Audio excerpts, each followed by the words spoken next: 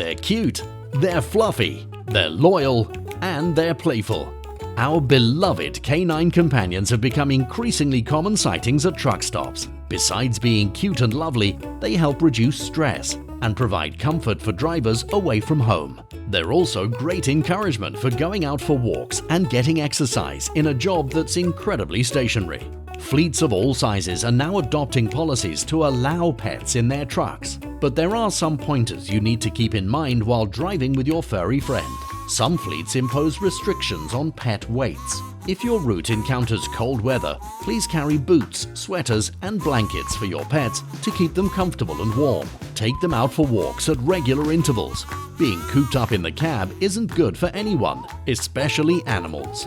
When taking them for a walk, stay alert to your surroundings and traffic, especially at busy truck stops. Remember to carry proof of vaccinations for your pets when facing a border crossing.